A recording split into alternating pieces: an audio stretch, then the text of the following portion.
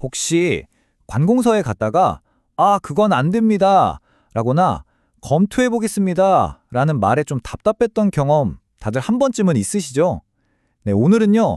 바로 그 보이지 않는 벽을 허물기 위해 경상남도가 만든 아주 특별한 제도에 대해서 속 시원하게 알려드리겠습니다.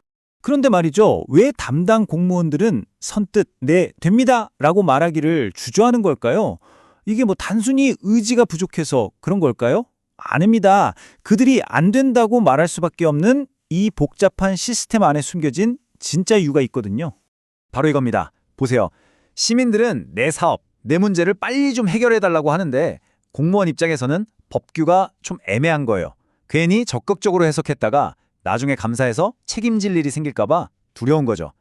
이 마음과 마음 사이의 간극에서 바로 소국행정이라는 아주 거대한 벽이 생겨나는 겁니다.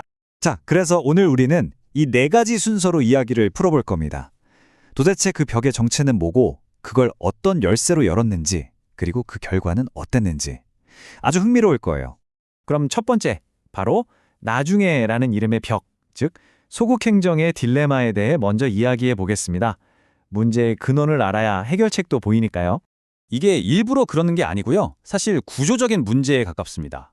뭔가 새로운 시도를 하거나 적극적으로 법을 해석했다가 나중에 문제가 되면 모든 책임을 혼자 져야 하잖아요. 그러니까 그냥 현상 유지를 하는 게 가장 안전한 선택이 되는 거죠. 하지만 그 대가는 고스란히 우리 시민과 기업의 기회비용으로 또 지역 발전의 정체로 이어지게 됩니다. 자, 그럼 이 꽉 막힌 딜레마를 어떻게 풀 수 있을까요? 바로 여기 경상남도가 찾아낸 아주 혁신적인 열쇠가 있습니다. 이름하여 사전 컨설팅 감사입니다. 이 제도의 핵심은 두 단어에 있어요.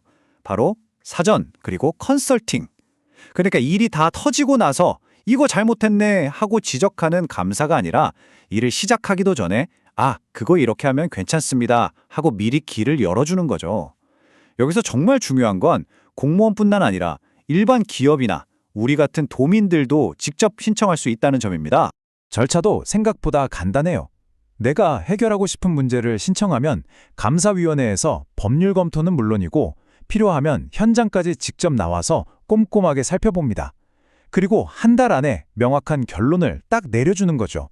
더 이상 기다려보라는 막연한 말귀에 숨을 필요가 없어진 겁니다. 이게 그냥 하는 말이 아니라는 걸 보여주는 데이터가 있습니다. 보세요. 지난 2년 동안 처리된 17건 중에 인용, 그러니까 그렇게 해도 좋습니다라는 결정이 54건이고요.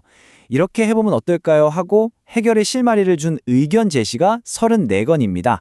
합치면 절반이 넘는 88건에서 긍정적인 해결책을 찾은 거죠. 물론 안 되는 건 안 된다고 명확하게 선을 그어주고요. 중요한 건 막혀있던 문제에 대해 확실한 답을 준다는 겁니다. 자, 이제부터가 진짜 재밌습니다. 이 제도가 실제 현장에서 어떻게 꽉 막혔던 망설임을 시원한 행동으로 바꿨는지 아주 생생한 사례들을 통해 한번 들여다보겠습니다. 첫 번째 사례는 한 공장 이야기입니다. 어떤 기업이 부도난 공장을 경매로 사들여서 다시 운영하려고 해요. 일자리도 생기고 좋은 일이잖아요? 그런데 떡하니 문제가 생긴 겁니다. 원래 이 공장이 창업기업 자격으로 허가를 받았는데 새 주인은 창업기업이 아니었던 거죠. 담당 공무원 입장에선 정말 난감하죠. 규정대로만 보면 창업기업 아니니까 허가 무효입니다. 원상복구, 즉 공장을 철거하세요. 이게 사실 제일 안전한 답변이거든요. 하지만 감사위원회는 제3자의 객관적인 눈으로 본질을 봤습니다. 잠깐, 공장을 돌리겠다는 목적은 똑같은데 단지 주인이 바뀌었다는 이유만으로 멀쩡한 공장을 부수고 사람들을 내보내는 게 과연 맞는 일일까? 결과는 어땠을까요? 네, 기존의 창업공장 승인을 취소하고 일반 공장으로 새로 허가를 내주라는 아주 명쾌한 결정이 나왔습니다. 규정의 벽에 막혀서 사라질 뻔했던 공장이 다시 힘차게 돌아가게 된 거죠. 이게 바로 적극행정의 힘입니다.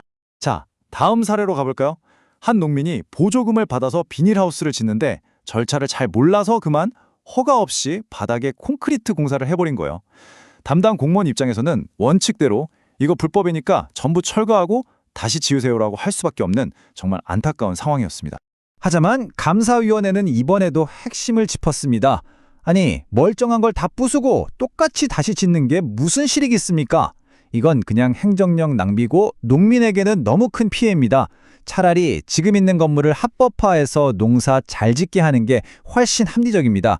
바로 이런 판단이었죠. 그래서 나온 결론이 뭐냐?